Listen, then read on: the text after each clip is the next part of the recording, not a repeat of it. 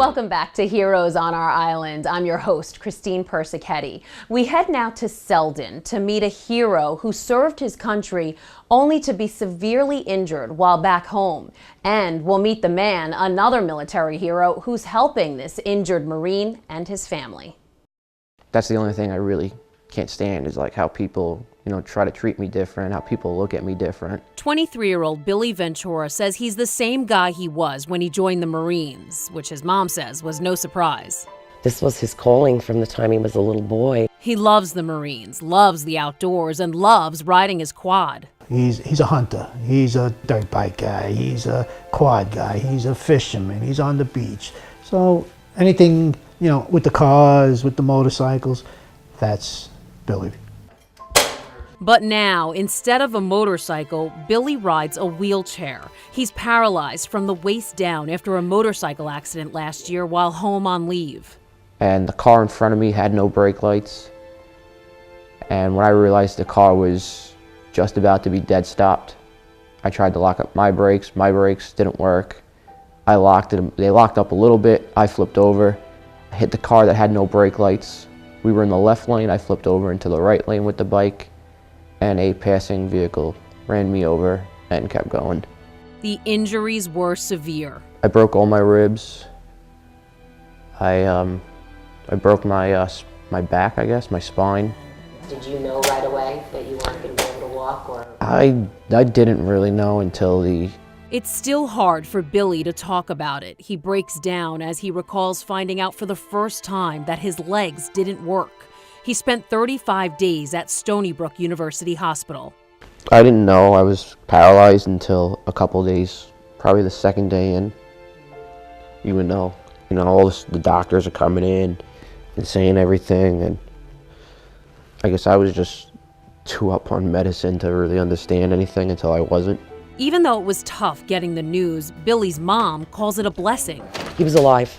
I said, whatever else was going to happen, we'll figure it out as we go. You see, this military mom has already had her share of heartbreak. Her oldest son, Jerry, who was also in the Marines, died in 2011. After losing a child, I just was so happy that Billy was still Billy. He didn't have any head trauma. His body took a lot of the trauma, but I was thankful that he was alive, and I felt blessed that he wasn't taken from me. So Billy went through 2 months of rehab, learning how to do normal everyday activities without the use of his legs. Watching him struggle to do everything that we take for granted, everything from getting a cup out of a cabinet and going into the refrigerator and take care of yourself. It's terrible when you're a young man and you have to ask your parents to help you do the simplest of tasks. But he's getting better at it every day. And that's partly thanks to Ed Arias. The amount of energy that he has, he's just, he was so positive. Ed is a New York State Trooper and also a Marine. He started the New York State Troopers Marine Corps Association in 2011 in memory of a friend, Trooper John McKenna, a Marine who was killed in Iraq. It's because of the money his organization raised, Billy has this new wheelchair. The hallways, it's just the original wheelchair that I was in. You couldn't do it. You couldn't turn. You could barely get into the room. This wheelchair is a little smaller than the other one. Billy still needs his dad's help to get in and out of the house, but that's about to change when the renovations are done in the basement. This would be the elevator shaft. Yeah.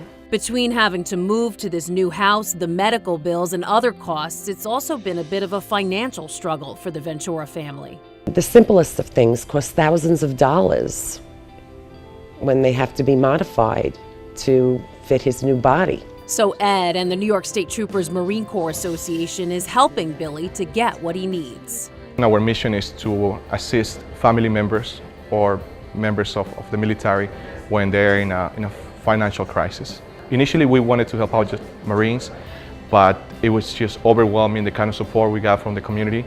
And we help Air Force, we help Army, Navy, and pretty much all branches. Accepting help hasn't been easy for Billy or his parents. After all, they're used to giving, not receiving. A year after their first son passed away, they started their own foundation called Angel Bikes and gave away the first hand cycle in memory of Jerry. From there it grew, never thinking Billy would get injured and I'd have to give one of these bicycles to my own son. They've given away 12 hand cycles so far, which cost about $4,000 each. It's different when you're on the receiving end. It takes a little getting used to. It feels awkward at times, no doubt. It's grateful. There's no, with this injury along come astronomical figures to things.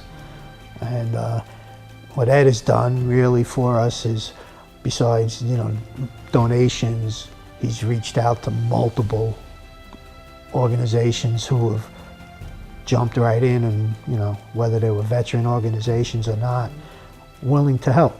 One organization the Ventures have connected with is helping with the renovations on the house. Another donated this track chair to Billy so he can now spend time outdoors.